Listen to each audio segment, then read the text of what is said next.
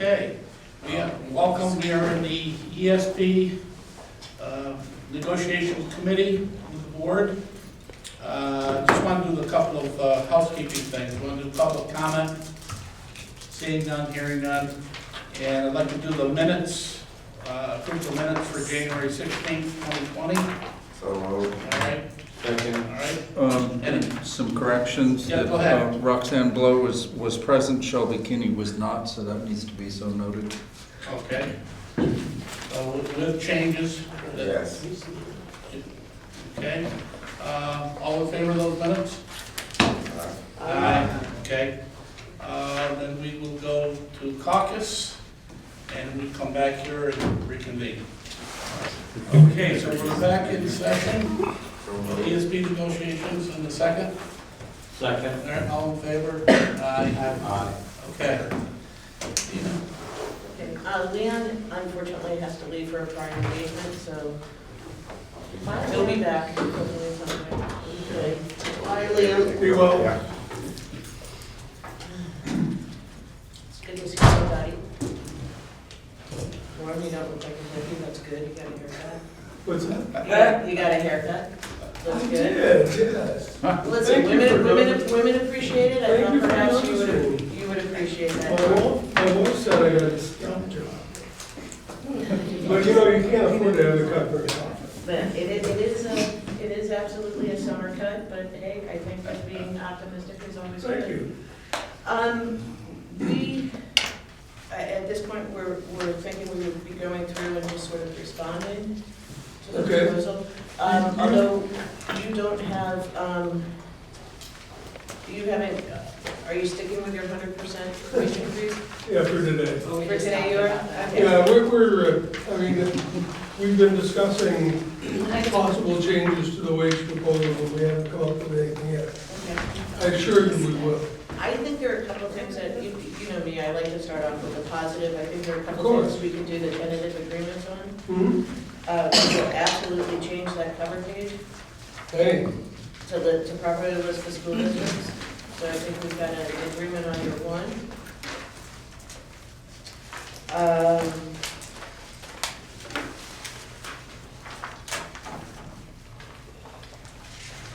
So what was the one?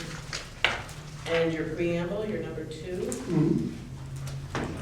Your Article 1 recognition, we have a concern that it also ties into your Appendix A20C, the maintenance worker, in Bennington and Shaftesbury. Yes, We think that we have to have a conversation regarding how we're going to be treating those individuals. right. So for right now, the 1.1, while it does say or maintenance, Mhm. that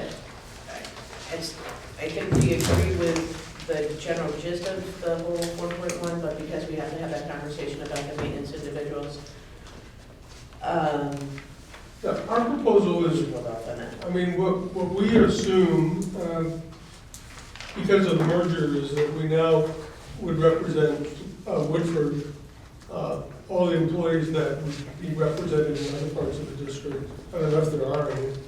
I'm assuming there's a custodian somewhere and a para or two. I know Woodford's not very large. I don't believe that There's Woodford not has, a custodian. there is not a custodian at Woodford?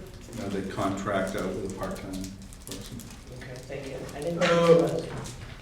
Okay.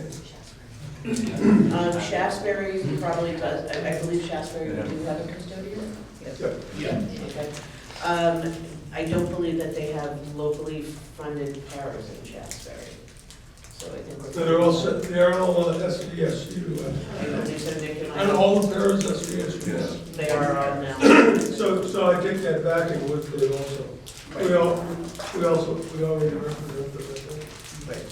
So they would have been, right, you Yeah. already did, yeah, anybody who's in Woodford. Yeah, our point was that we have no intention, we know the custodians, at least in Bennington, were compensated somewhat differently than others, and we didn't want, I don't know what that is, but we didn't want them to suffer any loss because of their move to the coverage.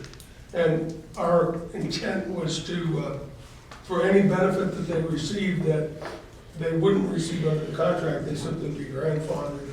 So they maintain that for the current employees, and then it would slowly shift over. Or the board will agree to give the same benefits to everybody.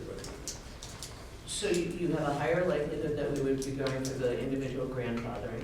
I think we Well, have, something like that. I think you have to name the individuals clearly. Oh, because yes, think I would agree. If somebody retires, then we're gonna bring somebody in under the contract, under the benefits of the contract. I would absolutely agree with you. And we could do that through a memo with a listing of the specific people that would be covered. And I agree, as they left the district and were replaced, that would either balance it out, or we do it through just the regular negotiations process. But we just don't want them to suffer a loss of either in pay or any other benefit. Insurance isn't gonna be an issue because it's gonna be the same for everybody. But there may well be benefits that they've negotiated or the district has agreed to over the years that aren't in the regular contract. Now, the question I had, and I will say this, I don't recall and didn't have an opportunity to take a look at this, about the confidential secretary to the administration and the student database and guidance support personnel at the regional technical. That's in the current It is in the contract. current, that is, The language is, what I did is, in the current contract, it's listed by each individual Right. district. yes, But because of the merger, the differences in a couple of the paragraphs are kind of eliminated. Like under Bennington, it said, it didn't say custodians because they weren't part of it. But since they would be now, I thought we could go to right. one standard paragraph, and all of the exclusions are as they currently exist, including the one that, it's just the tech center that has a provision for the confidential secretary and the student database guidance support. I don't know when that went in the contract, but it's in there currently. Because those are two off-contract positions, yeah. And so there is not a confidential secretary who's at the high school, at Mount Anthony Union High School? No. Well, I think it may be, that's the way it's written in the contract. And see, that's I'm what I'm wondering. assuming confidential secretary might be anywhere. That's Right. our secretary to the superintendent of the technical center. Right, I know that you have the confidential Yep. secretary, but, Nick, do you recall if one of the secretaries at the high school is considered to be a confidential secretary? Christina? She's the office manager, she's Yeah. under The office manager is under? yeah, none of the buildings, to my knowledge, have a secretary that's not covered. Okay. None of the school buildings. Because I wasn't clear with how the language was with the comma, whether or not we were talking solely about the technical center. So the confidential secretaries would be all in the central office, right? There's We don't- one also we wouldn't in represent early anyone there. education. There's one in early ed, yes. Yeah. Is there anybody else?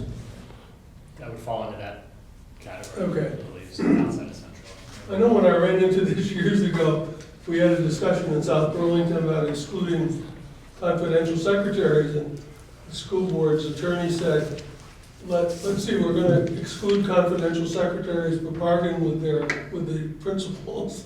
At that time, we were bargaining with the principals, the support staff, and the teachers, and all, and I was working with all three. Anyway, so that, so if you consider that, we might want to clarify what, Right, I think maybe we need to have some clarification on 1.1, depending on how we handled the Shasberry and Bennington maintenance individuals, as well as making sure the confidential secretary, that we're just having the language reflect that we're talking about at the regional tech center. I think, It's the comma that throws it off. yeah, well, in the current contract, they're each in, like, 1.3 Mhm. is the vocational, the technical center. And there it has, okay, no, and then we just need to clarify that it's confidential secretary. We might want to say Should be to the central to- office, and then it's the student database and the technical district. I mean, We weren't intending to change anything, we just, Right, I just Combine. think that if we have the opportunity, we should Yeah. make it grammatically make sense and be pretty transparent. you know, The 1.2, I believe, exists right now in the current contract. it does, yes. So that obviously is fine. The duration, I think we're open to the concept because it does go with the state health insurance. Okay. It runs to that. I was hoping for a longer term, but I'm not sure it makes a lot of sense because the new health insurance should come in January of '22, as I understand it. Right, so the problem, of course, becomes then you don't know June 30th to Right. December 31st Right. what you're doing. Or I should say July 1st to December 31st, excuse me. Okay. We absolutely agree with the removal of the agency fee based on the Janus, I always throw one of those softballs in there, you know. yeah.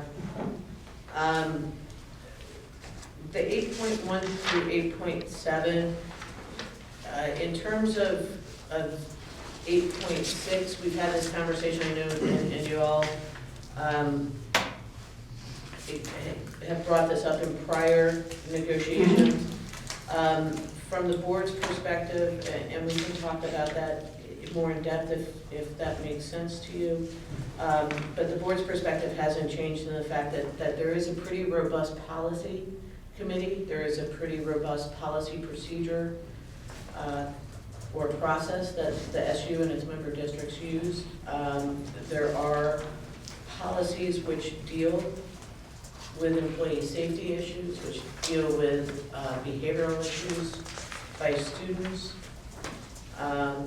And from the board's perspective, that is, as we have said previously, where we believe it remains is as a policy issue. That does not, of course, in any instance, limit an employee's decision to seek from an outside agency such as VOSHA or OSHA Right. any assistance. 8.7, the CPI training for paraeducators and behavior specialists, we've had that conversation as well, where we do think that the CPI training is important, that it is something that individuals should be getting. In terms of how your provision is, the provision is not workable from a scheduling perspective, nor is it workable, just generally speaking, of having the alternative if somebody hasn't had the CPI training, that they're assigned to work with a paraprofessional who is trained and certified in CPI. I think we understand what the concern there is not to have an individual who's non-CPI trained to be solely involved with a student. I think we try to minimize that issue. I think, I will say this, as somebody who represents districts throughout the state of Vermont, the CPI training that occurs at the level and the number of trainings that occur in this district regarding CPI training, and also the process of if a student does in fact exhibit a behavioral issue, for lack of appropriately saying that, how the process goes with, there's a designated individual who comes in, talks to the team, gives insight if the team feels that they need support. We think that the way the process is working now is a good process. It's a procedure. It's more an administrative management procedure as opposed to something which would necessitate being in the contract. Well, we just thought that it makes sense that for both the students and the employee that they had CPI training, but it might not be possible. I mean, if they're hired during the year, if they're available in an orientation at the beginning of the year, that's one thing, but I suspect we hire people all year round as the need arises. And that was just that, I guess I don't know, I know there's a lot of people who've been trained, I don't know if that means everybody gets trained eventually or not. But I think that the goal is to have everybody go through at least the first day of the training. We've had conversations as well about the de-escalation part of the training, for those of you who have gone through it. That de-escalation part of the training is an important piece, not only for your bargaining unit, but ironically. How long is the training? Is the training more It's a than, 2-day training, I believe. Marion does, Is it a 2-day training? Actually, if you're doing the full one, it can be actually a one-day training. They usually work the mornings for doing the de-escalation part, and it's usually a 1 day. And you know, one thing I would say is I'm concerned about this not possibly being done for new employees, because I have been, yes, I'm retired now, but I have been in situations where a new employee did get that physical student, and I've actually gone to the principals and said, you know, she hasn't been trained and I'm concerned about her safety. Yeah, so there is, generally speaking, under State Board of Education Rule 4500, there are prohibitions against an individual who hasn't been trained in a crisis, whether it's CPI training, there are other programs that do it. There are prohibitions against that individual, in fact, doing what would be classified as a restraint or defined as a restraint. Don't disagree with you on that. I think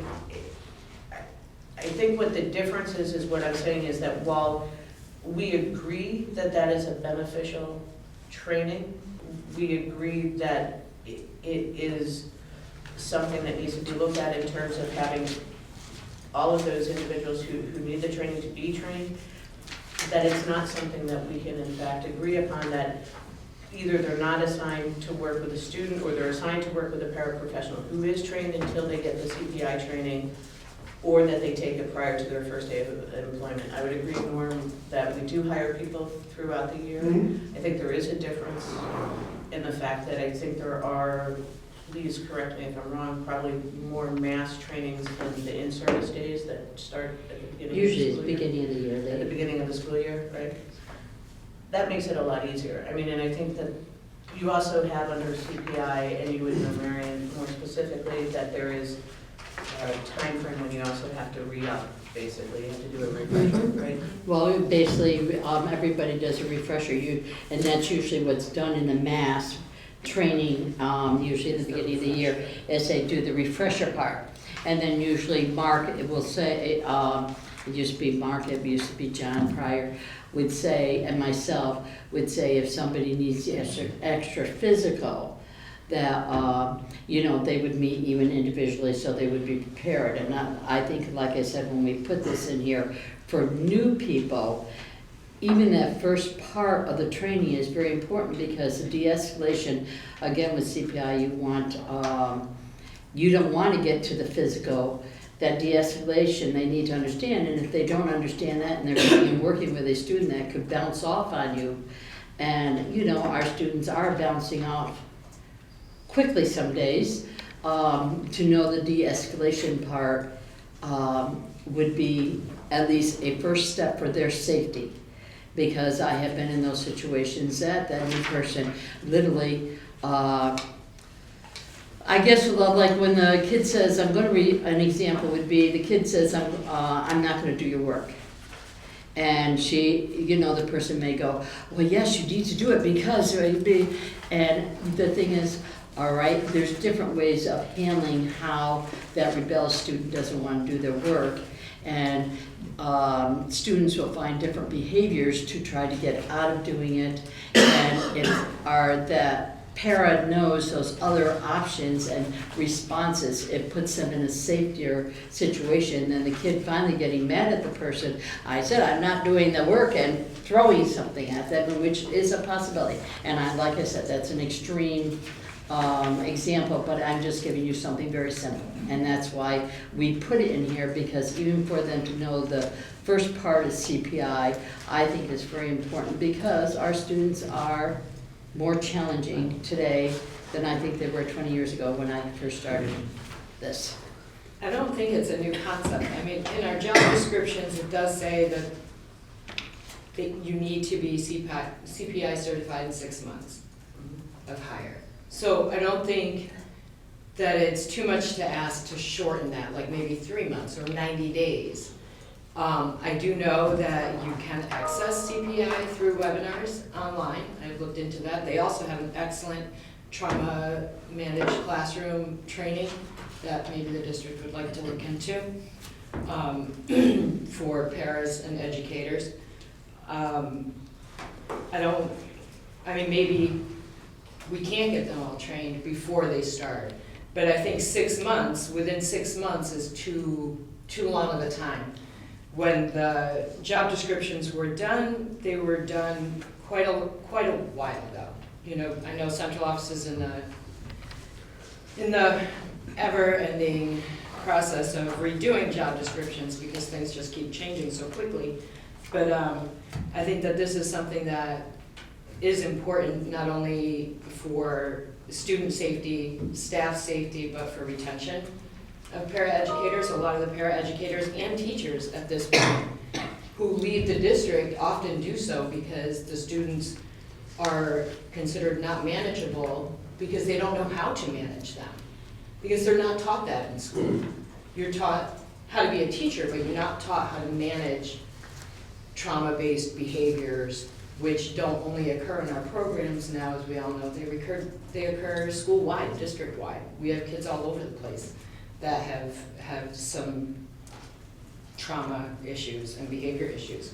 I don't think that it's something that is like we expect done like your para-pro test. I mean, honestly, maybe we do. If we can get a para-pro test before a para can start, why can't we get a CPI training?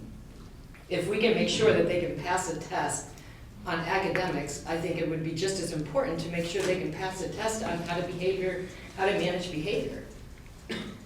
I don't know, maybe I'm wrong. I just think that it is worthwhile.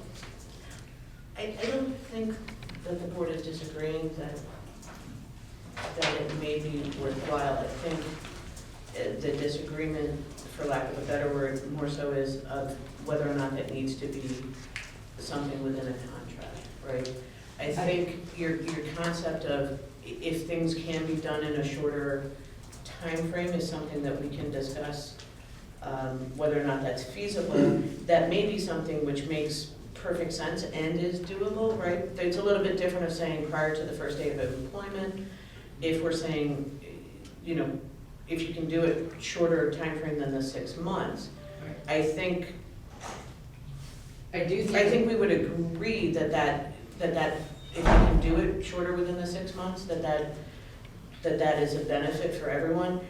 The issue becomes more along the lines of that you put it in the contract and then we have an employee who is done on the 91st day and then somebody decides to file a grievance regarding that, whether or not that's an appropriate place to have in the contract or whether or not it's an issue of having administrative procedures that address that concern. Well, I think my concern, from my point of view, is often things that are not in our contract we don't tend to follow as seriously. For example, CTR within 6 months of hire.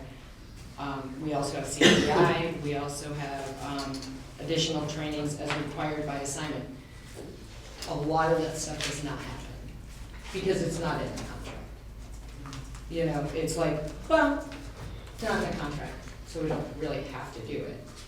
I feel that having employees, when you're dealing with children, especially children with some behavior problems, I feel it is extremely important, and it is important enough to put into a contract and say, look, we have to make sure we do this. It has to be done on both sides. If somebody decides to walk in 90 days, they're going to walk in 90 days regardless of whether they're trained or not. But they're less apt to walk if they know how to manage the behaviors that they're being presented with. I think you would see a higher rate of retention in training the people that are dealing with the students. I mean, it's quite a mind shock to walk into a classroom of a kindergartner and have a chair thrown at you when you're thinking, oh, I'm going in to just help guide these little kindergartners stay on task, and you don't realize what you're really walking into. You know, there is no, I don't think central office does okay, you guys do realize what you're walking into. It's kind of almost sometimes a war zone, you know. I don't think they do that when they hire. I mean, maybe they do. It's been 20 years since I've been hired. But a lot of things have changed in 20 years, including the population, and I think that we're all in agreement on that. But I think it is something that is important enough, because it not only protects the district, it protects the kids, and it protects your employees. It's a good program. I understand what you're saying, but that's my point, that's my No, feeling. and I think we appreciate. Is there an AOE requirement on like CPI training? that you No, know? the AOE has decided what programs are permissible to be in schools, so CPI is the only one. No, not what's required. It's not, no, they don't, in terms of like time frame when somebody has to, no, what the rule 3500 says is the prohibition, so if I come in and I work and I'm not trained in CPI and I decide to train a kid, whether appropriately under an appropriate restraint or inappropriately, that's a prohibited act under the rule, and that becomes problematic for the school district as it's reportable up the chain of command. I believe that one is actually reportable to the Secretary of Education. Does the special ed department offer CPI training on a regular basis through the year? Or I would have do they have, I would have to. like every 2 months or something like that? I would have to check on whether or not there's a cohort issue. I know they used to have, again, CPI trainings on in-service days, but again, I mean, after the beginning of the year in-service days, they used to have them, so that could be like into January or March, and again, I think it's too long when you're thinking your year starts in August for these kids. And I at one time, again, I don't know what the schedule is now because I'm retired, at one time, again, John or Mark would have once a month that there was a day that was open possibly for CPI training for new employees and things like that. I don't know if that's being even done I anymore. suspect that Mark is probably trying to get those trainings in. I mean, part of what I would say you should celebrate is the response that you have with how that system is set up with Mr. Boudreau. I don't know his exact title, but I know that he comes in, he provides extra assistance to teams, he looks over the reports. Oh, and I'm not insulting that at all. No, I'm just saying, I mean, that is something that you don't see everywhere, but Well, my that's now understanding was required that- also through the 4500 rule that they be reviewed and kept track of how many people are doing the, how many restraints and duration time and things like that. That's all required. But to the level that this district does it is a higher level, I will point out, than a lot of districts do it. Well, you're I can following the sh- 4500 rule. Yeah. I So, can does that mean we're keeping track of Yes, the number Every of time there is a classroom restraint, instances? every time they're restrained. every restraint or incident reports, they're literally usually turned over again. I used to be one of those people that would meet with Mark. They would be turned over and basically they were reviewed weekly. I mean, there used to, I don't know if that's again being done because I've been retired for a couple of years now, but he used to literally meet with everyone, with the people in charge of that. And because all the in panel, the reports would come to the principal and myself, and I always had one because I kept a file of them for the students, and then to have them for Mark also. There was always a file for review with Mark weekly.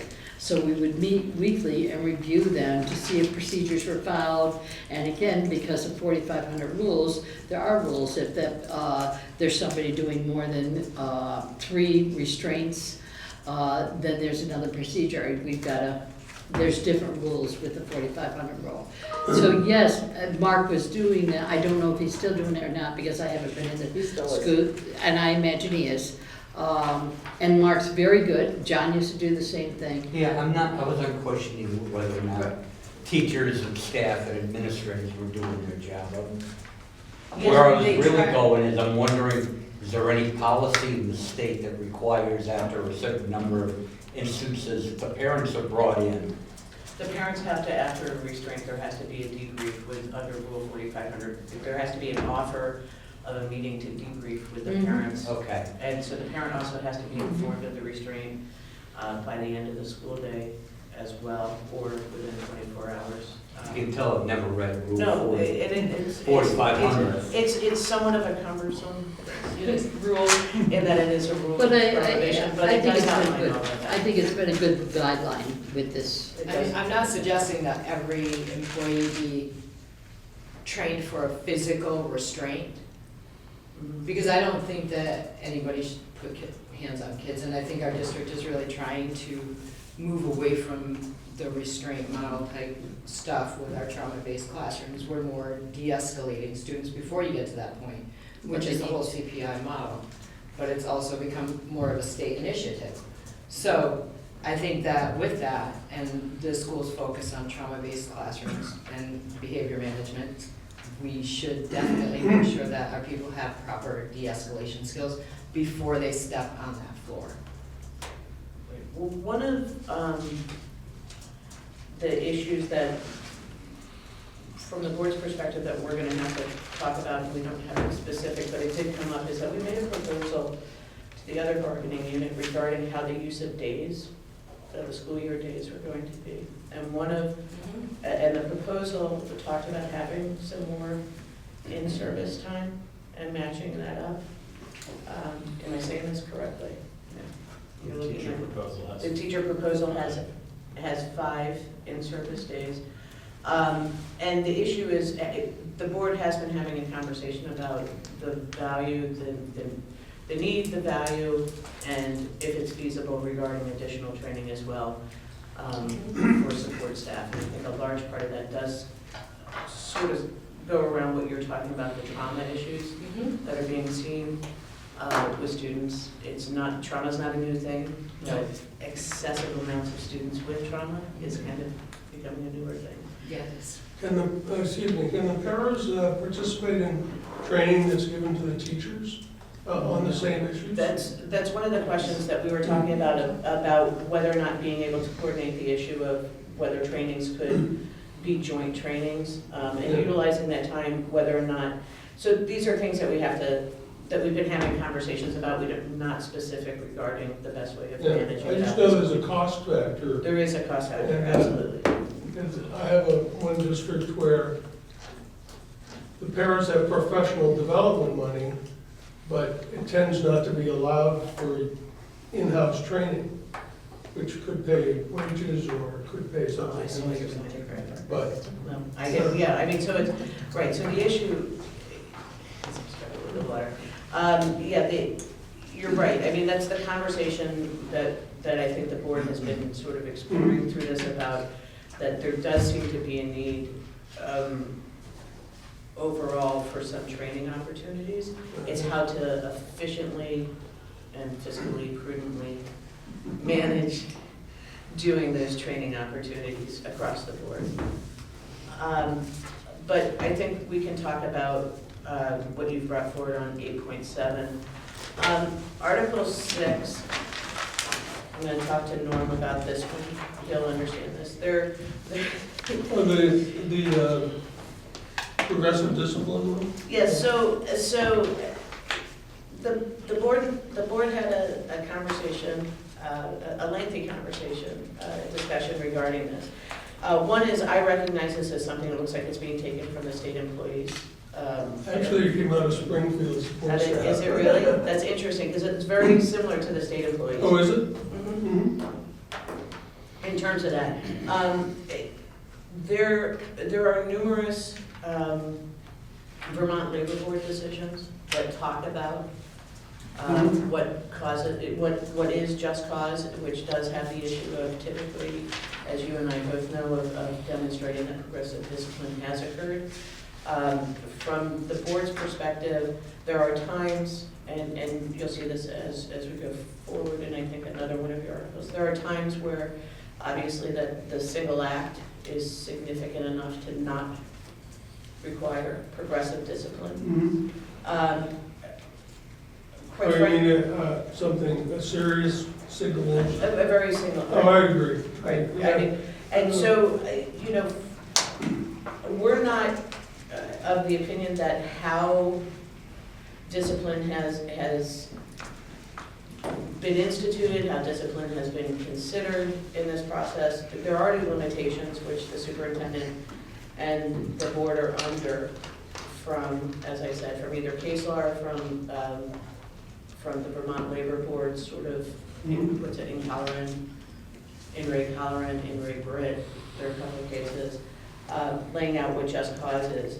Those exist regardless of whether or not they're outlined in the contract. From the board's perspective, having the verbal warning, the written warning, the one-day suspension from work without pay is an unnecessary thing. The board would actually, I think, heard from the superintendent that the progressive discipline sometimes can be even a more extended one. You know, there's the issue of having feedback, there's verbal warnings, there's written warnings.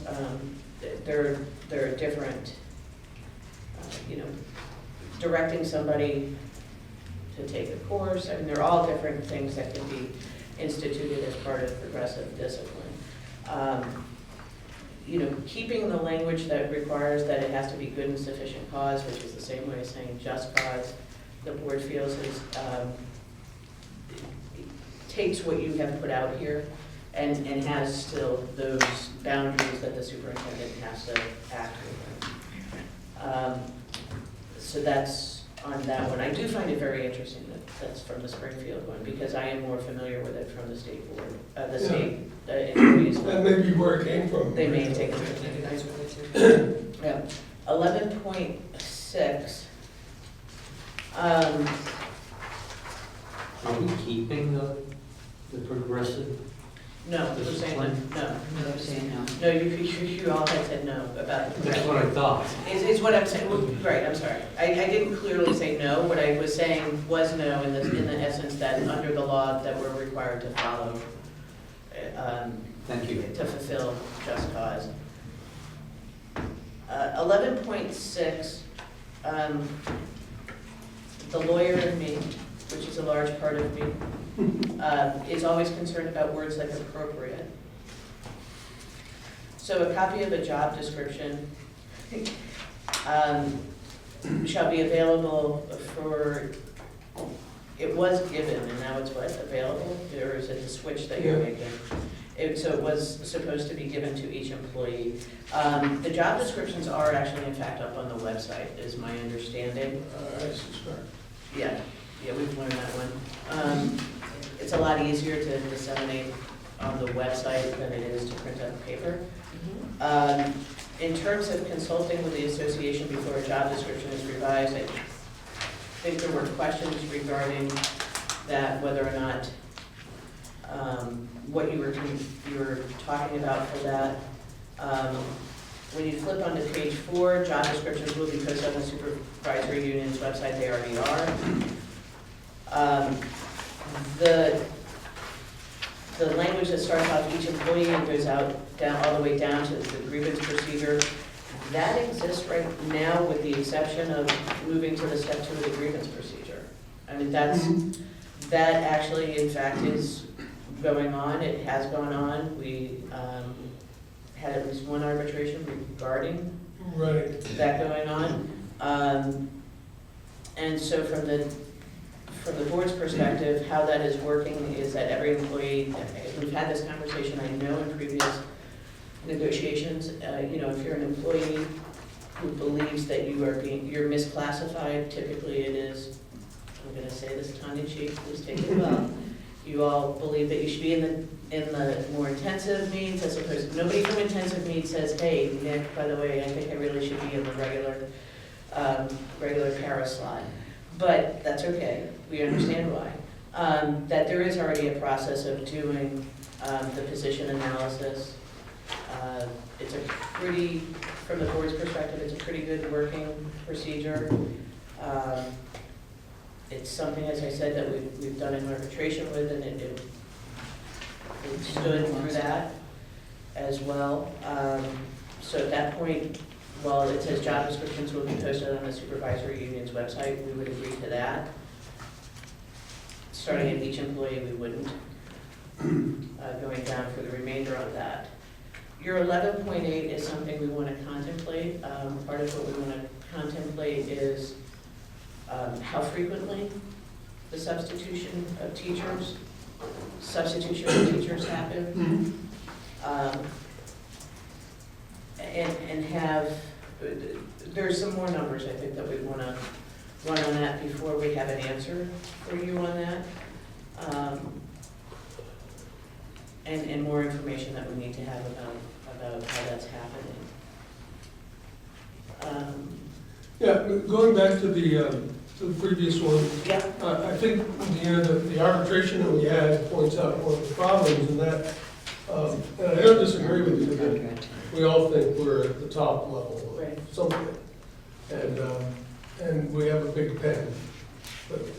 So it is for any. But I think the issue comes of how do we get a decision on those issues that, I mean, if the administration simply makes the decision and it's questionable, I'm not suggesting arbitration's the right way. It's too expensive, too lengthy.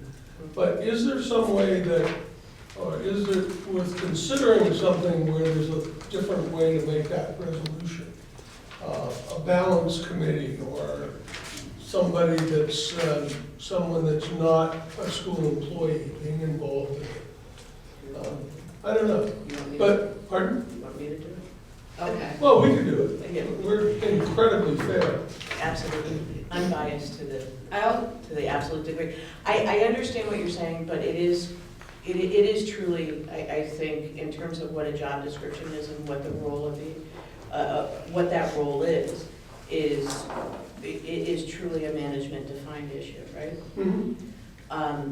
What you're asking for and what you're proposing, and I think which makes it a little bit difficult for the board, is sort of viewed as a slight tread into, I won't say usurpation, because I can't pronounce it probably appropriately, but a slight moving into and co-opting that management role.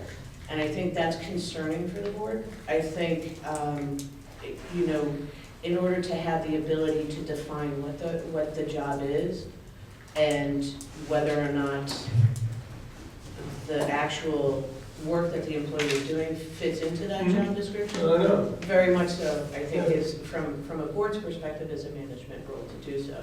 I will say this, I think that there are a lot of times, and we've had this discussion, I think there are a lot of times that they do move people to the higher level. That does happen. I know that the people who are at the higher, if we issue a contract, and we've had this talk, if they're at the higher, the intensive needs para, and that's the contract that's issued to them, and they're not doing the job of an intensive needs para, we honor that higher cost for that individual year. One is because it's an individual contract, right? It's a term length contract for a year for the individual. And maybe that's a problem. And that might be, and Because I think that, you know, that sort of sticks a little bit, but I think it's the equitable, I think in the sense, ironically, it's equitable and it's inequitable, right? It's equitable for the individual that we say to them, we made you this offer, we offered you this contract, we're honoring the contract. It may be inequitable from a bargaining unit perspective of if you have two people, Fran and I are in the same room and I got hired, as the example is, as the intensive needs parent, Fran didn't. And I got moved in there and Fran may be rightfully a little It off. seems to always be an off-putting. issue of assumed fairness. I mean, from a call I had the other night, when somebody said, I worked with this student for 4 years and I didn't get the stipend, and they moved the student to another person, and she gets it. I go, oh, that's good, that's gonna help. And then I had a discussion the other day with someone in Taconic and Green, and they said, and this was my person, and she said, we have to understand that if the student leaves the district, you don't get the stipend anymore. Right. The stipend is for a particular service, and it isn't, as you say, doesn't go on for a year just because it happened to be there. So I don't pretend to have the right answer, but it's a continuing issue in many districts. And if I could solve it here, then I could be a hero and could retire, be famous. Yeah, I mean, there are districts, I mean, Mount Abraham Unified School District does have, where they do a stipend, and there's clear language in their contract So it's a para, right, sort of a para plus.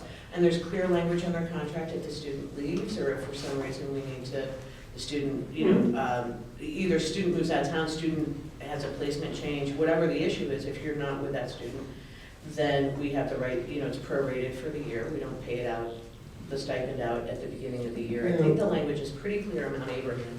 And I only say that because many years ago, I put it in there. So at least worked on it. So, and I think it does tend to work well for them. But understand that's a very different classification, job classification system than what you have here. Because what you have here is, and even within your proposal for this go around, is that you've got multiple categories, right? And currently you're also asking for the NECC people basically to also have their own category as well. There's really only, it seems, I mean, I was just looking at the education, it's really only educational employees, I think. But health room assistant wouldn't be an issue, that's pretty clear. We have in-school suspension supervisor. We can identify that. The one group is named intensive special needs specialist. That's in group 2. Right. And of course, it's a pay issue, and it's substantial, I mean, for someone. It is. Especially if you don't get it and your friend gets it, I mean, that kind of thing. And I think, if we could find a way that was fair to both sides, I mean, the district shouldn't pay the bonus unless you're doing the work. And in some cases, I suspect, I've had parents who say, I can't do that job. I'm afraid. I mean, I had one in Shaftesbury years and years ago who said, I'll have to leave. And they finally didn't have her do it. But she said, the student towers over me. And I'm afraid when I go, if I have to take that on. And so maybe that's worth, in fact, I think this whole thing started here with George Carpenter, who needed to hire somebody to work with some difficult students and came up with the stipend. Because, that helps. Anyway, I don't want to spend I too much think time. part of the issue is that the reclassification sheet, when we did arbitration, the way it's written, the assumption is that in order to qualify for intensive special needs, you have to be able to perform all of these duties. You should be doing all personal care as well as behavior care, all in the same job, which is not the case. They're 2 completely separate jobs. So I think that's part of the issue, is the way the sheet is written and drawn up, is that it combines the basic needs and health and personal care with behavior care. And they're 2 different issues. They're completely different programs, I mean, we have behavior programs, like On Point, P19, and then we have ideals and things like that. Those are completely different entities. Like the ideals kids, they all go swimming, they need hygiene care, you're dealing with NG tubes or diapering or whatever. On Point, you're dealing with flying objects, chairs, sometimes restraining a student, sometimes emptying a classroom in a blink of an eye. I mean, it's completely different. 2 different things, but they both get paid the same wage because they both go above what a regular classroom para would have to do. And I think that's part of the problem, is this form that we have doesn't say that you'd have to meet one or the other. It says, it leads somebody to believe that you have to meet them all. I mean, I remember during that arbitration, there was a lot of gray area because the topics that kept coming up were, well, these are physical incidents, what kind of personal care are you giving?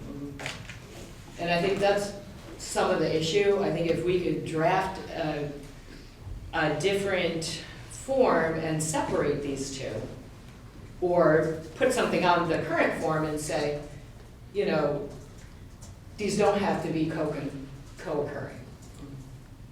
That it would be a lot clearer. I also want to address, you said that if, student moves out of the area, para doesn't get the intensive needs pay, or they have to be bumped into another position where it's required. In order to receive the intensive needs pay, we need to fill this out. And all I've heard in the last couple of years is, well, it can go both ways, we can reclassify you to bump you up and reclassify you to bump you down, but we only have to fill this out to bump us up. And I'm curious what we have to fill out to bump us down.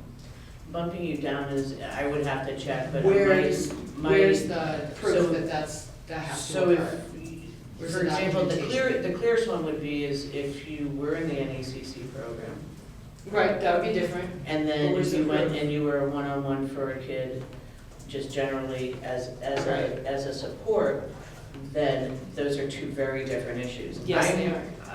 And that would be, to my take on that would be grounds for bumping down. Whether or not in fact we have, because as we discussed then and as I understand it now, but I can check, is that, as I said, you get that 1-year contract, and at least up until that point, I will check about if it's still occurring now. We didn't move people down, we actually in fact waited until their next year to move them down. Well, that's Right, because right, we had there was signed a the contract agreements. that you guys Right. entered into. So there's that.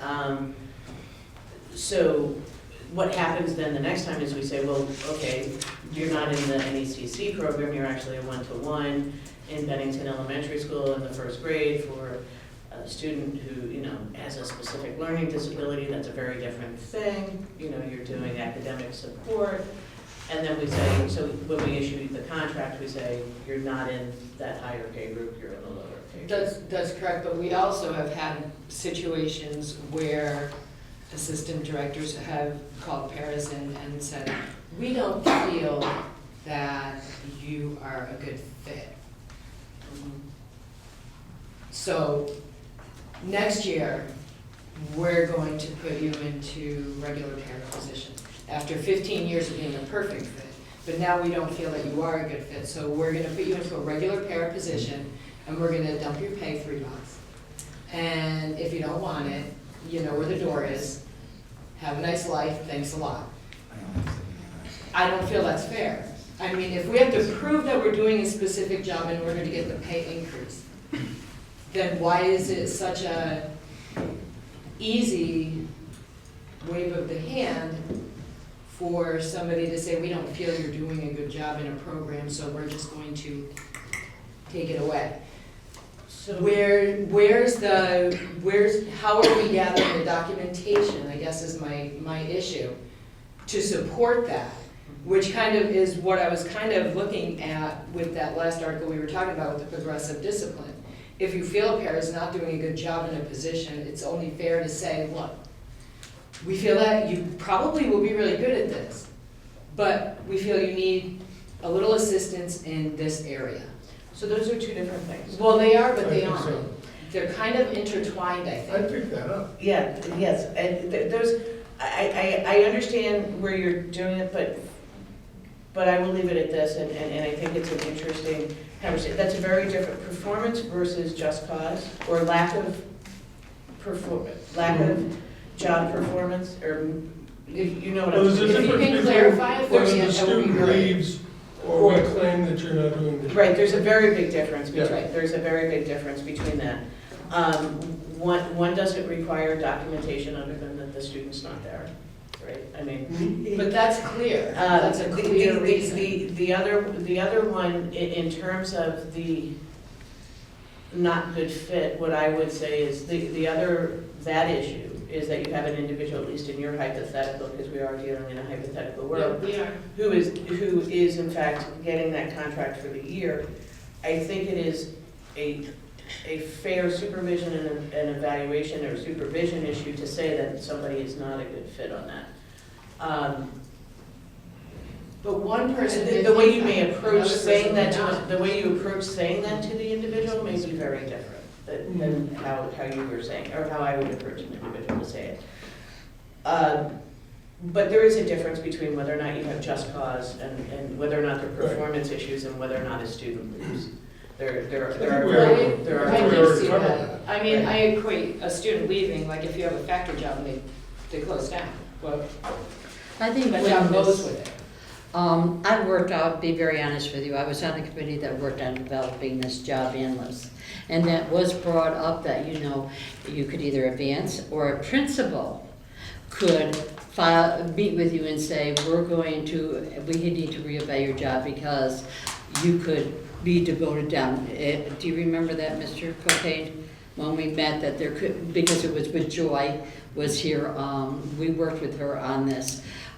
Because we had gone to the district about some people having the toiletry, some people having the physical and things like that, and some of them were approved, some weren't, because when they separated the amount of time that someone worked on a job and things like that. And that was brought up, he said, well, you know, it could work the reverse also. And I have seen with Paris that, like for a 1-year job, that they come up and say, you know, the principal comes and says, I'm going to, are you interested in this job that requires tube feeding or toiletry or this aggressive student? But if the student moves, then the principal also relates to that para. If the student moves, then you are going to go back to your other thing. I think that is understandable, but this is, the job analyst was supposed to serve in both ways, that if, so a principal could also communicate with an employee that if situation was changing that they weren't needed at the higher thing, there was a process for them to go through. And again, I don't think we've seen that. And where we have ran into as an association issue is that all of a sudden, you know, we had one issue and they did exactly what you said. They did honor the person's contract agreement that she signed, because even before, you know, they go through at the end of the year, she signs her agreement, and then all of a sudden, she got notified a few days before going to work, oh, by the way, we're putting you down to regular para. And we, you know, the office did work with us and said, you know, all of a sudden, she starts her school year and she's down, instead of reevaluating, doing that evaluations and things prior. Part of the issue is very simply put, based upon student need and based upon flexibility. I think is part of why some of those decisions happen. It's a changing student population. And it is in order to be responsive to the extent that we feel that we can be responsive by having those issues and reclassifying and sort of deploying staff in those positions that we need those staff to be in. I think that the board can have a conversation about what your concerns are. I think at this, what I would say is that the board's response in terms of doing including the language that you have proposed there, the board, unless they tell me differently when we caucus or talk about this, at least their initial response is that they are not in agreement with that, but whether or not that means that there should be further discussion in some manner regarding how to address those issues, that's a different matter.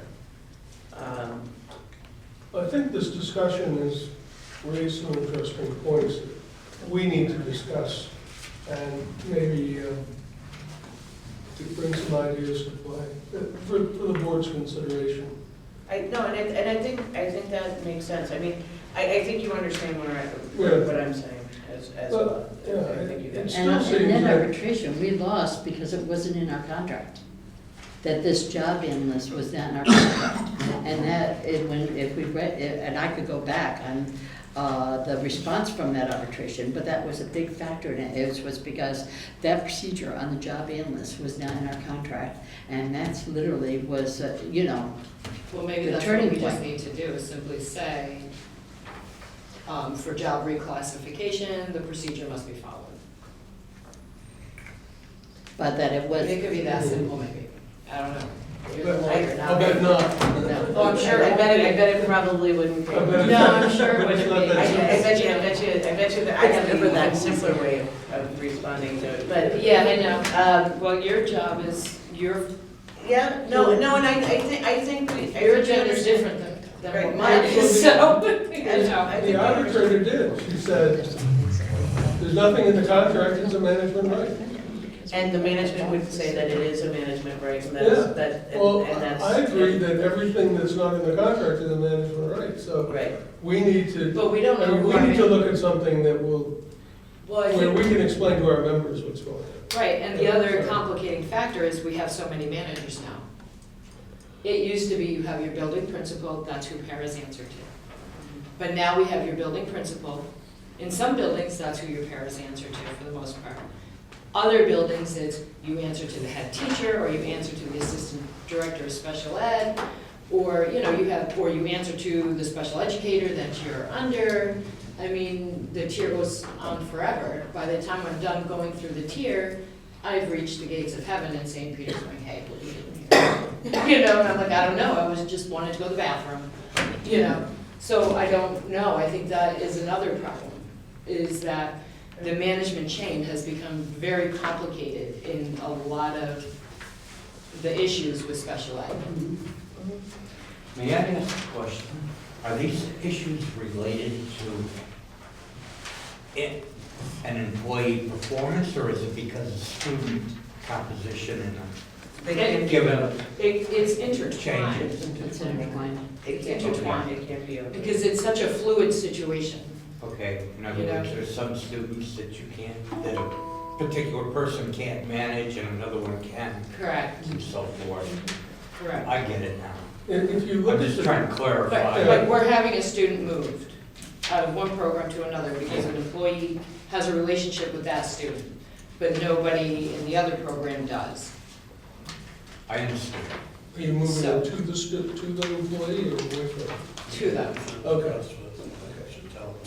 Or we can finish it It's a next fluid time. situation. You know? Thank you. We might as well respond next time. I'm just trying to understand.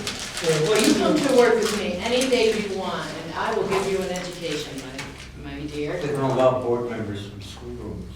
Exactly. It's a policy. Hey, you know, you can step Which I down, disagree with. we can give you a leave of absence, we'll have Nick write it up.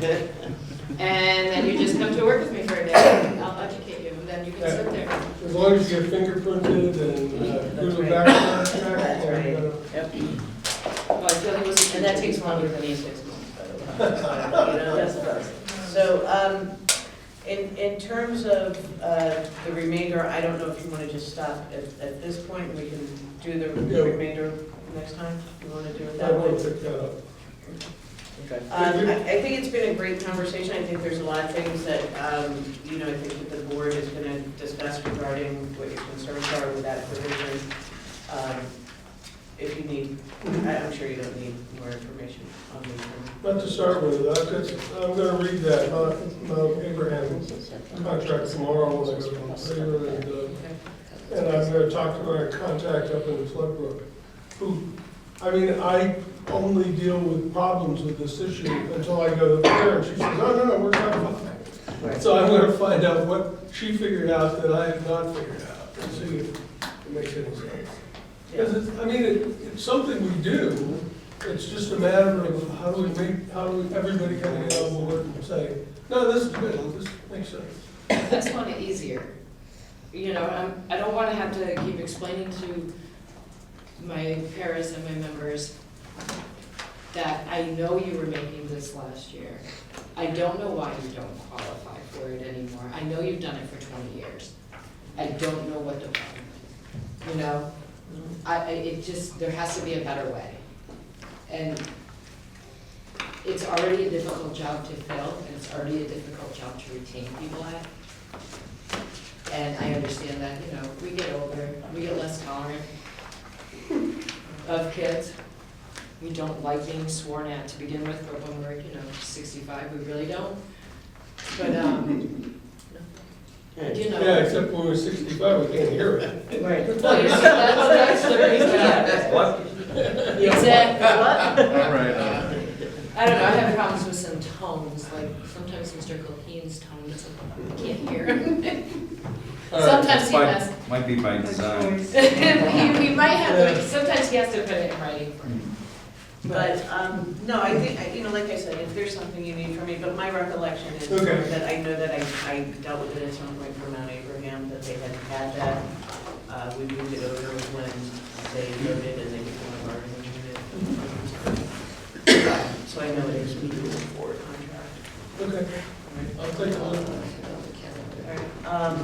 Other than that, we do have our next date already set, I believe. The 13th. The 13th, right? Yes. All right. And so I think that'll be great, we can. What time is it on the 13th? I think we're doing. 3:30. The same time frame, 3:30, right, we're sticking to that? I have 4. I have 4 too. I have 3:30. No, I believe in it. All right, so I'll here we give you go. I'm glad I asked. I have 3. I have 3. Well, 3 is for us to meet, and I think that we thought it was 3:30 to cover. All right, so let me go there, I think. I have it on the 13th, is that? The 13th, that's 3:30 for us. We're on the 13th. I believe we're on I February have 13th. I have Okay, 3:30. I have it at 3:30. How did it get in on my? That's when the board's gonna meet at 3, Right, we're gonna be at 3. and we'll start at approximately Oh, 3:30. fast. Okay. All right, so there we go. Thanks, everybody. All right. What about proposals?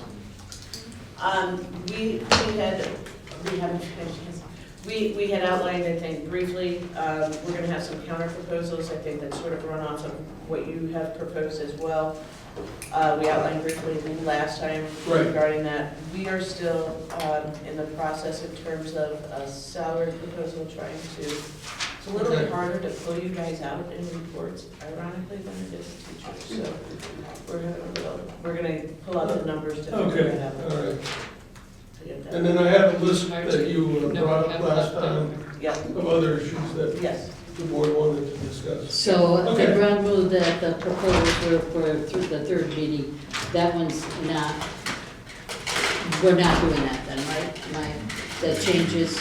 Yeah, I mean, I think we highlighted which ones, I haven't given you the specific language. Part of it is, some of them are dealt with as counter proposals to yours. You see what I'm saying? Mhm. So we could still make more changes to our proposals if we need to. Sure, because I don't believe you're going at the 100% on wages. I don't know. We might be. Or if you Well, are, we've opened the door. I don't if you are know. going at the 100% on wages, I mean, we're gonna argue about it anyway, right? So I don't. may as well say. Well, probably if you offered us 50%, we would probably take it. God, We'll I think come they down, only give come away down a half. little bit. They give away half of the I'm proposal. just trying to think how I can tell you how short of a contract that would be too. We had 2 provisions in it, Yeah. right? Come to work, Yeah. this is the length, this is how many days of work, and this is Yeah, your, how long your day is. yeah, That would be pretty much it. that was pretty much it. That would be Okay. So thank you guys very much. Thank you. See you next time.